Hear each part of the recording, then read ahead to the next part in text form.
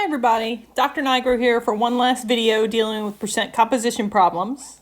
Right? As a reminder, remember percent composition is defined as the mass of the element or the part divided by the mass of the whole, which can be the molecule or the compound, multiplied by 100%. All right, we can also set up a table to help us keep track where we have a compound such as magnesium fluoride and we have the whole and then the two parts, magnesium and fluorine. We can set up two columns, one of which will be the mass, the other will be the percentage. And remember, you can always go ahead and fill in the percentage of that compound. It will always be 100%. All right, so I'm going to scroll down to the bottom of this page, and we're going to be looking first at number 3, and then we'll do problem 4 as well. All right, so first to start with problem number 3, it reads, potassium metal can react with chlorine gas to form potassium chloride.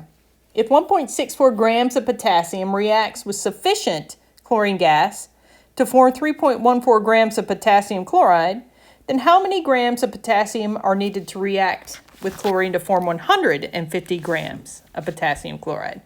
All right, so we go and we look at our numbers. We've been given the amount of potassium, 1.64 grams, reacting with sufficient chlorine to form 3.14 grams of the compound, potassium chloride. All right, it then goes on to ask, well then how many grams of potassium are needed to react with chlorine if we want to produce 150 grams of the compound?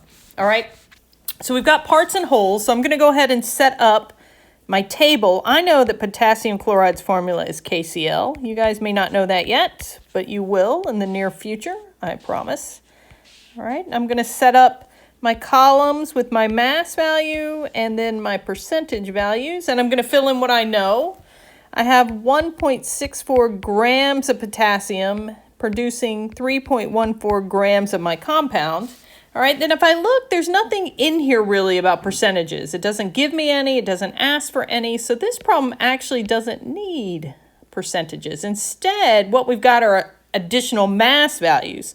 So I'm going to relabel my first column as mass 1 and my second column as mass 2. All right, because if I look, I also have a value for the compound of 150 grams. So what we're seeing here really is a scaling up. All right, we want to make more of this particular compound. So that then asks, well, then how much more of one of the parts, in this case potassium, am I going to need to do that? All right, and if you look, this table is really set up nicely to allow us to set up a ratio, all right? So I know that if I have 1.64 grams of that potassium, that I can produce 3.14 grams of that compound, KCl. But how much of that potassium am I going to need if I want to instead produce 150 grams of that KCl? So we set up a ratio, and this ratio has the KCl both on the bottom, and the K would both be up top. Remember, X stands for grams of K. All right, please be careful when you set up these ratios. Do not flip one of these so that the units do not match top and bottom. If you do that, your math's going to be incorrect. All right, so we want to make sure that we have the units on the top here and here matching, and on the bottom here and here matching. All right. Once we have it set up correctly, we're going to use cross multiplication. All right, we're going to end up with 3.14 grams of KCl times X is equal to, well, I guess technically, 1.64 grams of potassium times 150 grams of KCl. All right, so if I do the math, I end up with 3.14 grams times X equal to 246. That's also going to be grams. Divide both sides by 3.14 grams.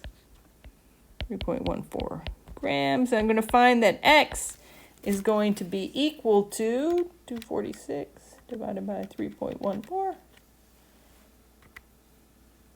78.34 grams. All right, so the amount of potassium that I need to increase the amount of compound to 150 grams is 78.34. So I asked myself if that's reasonable. All right, if I look, I have increased the amount of compound by a lot. So I would at the very least expect the amount of potassium to also go up, and it does. All right, if you find that you instead are getting a number there that is less than 1.64, then that's a clue that you've got a math problem. All right, so we're going to slide down to this last problem.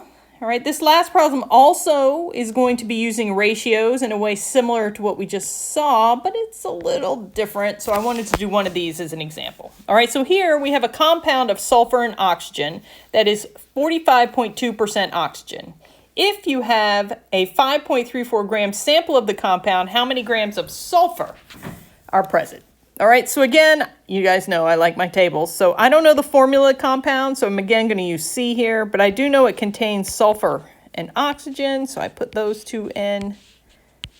I put in my columns, so I'm going to have a mass column, and I do have percentages this time, so I'm going to keep my percentage column. All right, I'm going to go back and look. I know the percentage of oxygen. It's given as 45.2%. I know the compound is always 100%. And I have a sample of the compound, a mass of 5.34 grams. All right, now we need to be careful here. We got to pay attention this time to what the problem's asking for. It wants to know grams of sulfur. So it wants this number down here. All right, I can't really set a ratio up with what I've been given.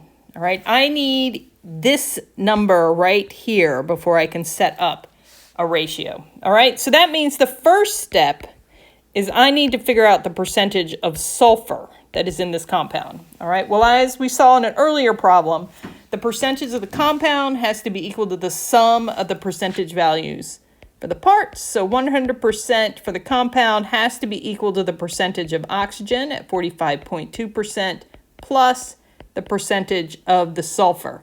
All right, so if I use the 100 and then subtract from that the 45.2%, I'm going to find that the percentage of sulfur is equal to 54.8%. All right, so that allows me to come back over to my table and plug in that percentage here. Whoops, 8.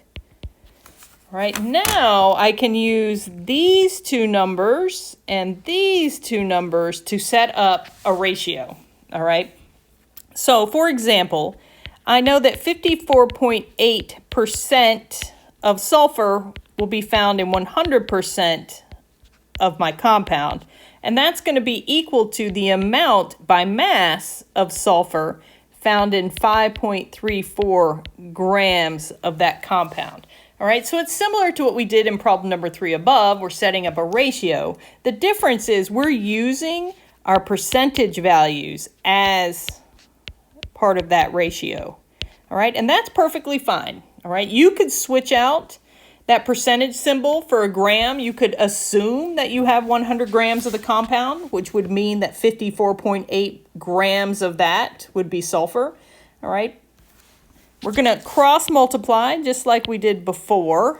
All right, so we're going to end up with 100 times x is going to be equal to 54.8 times 5.34, which is going to give us 292.63 grams over here. We divide both sides by 100 to isolate our x, and that tells us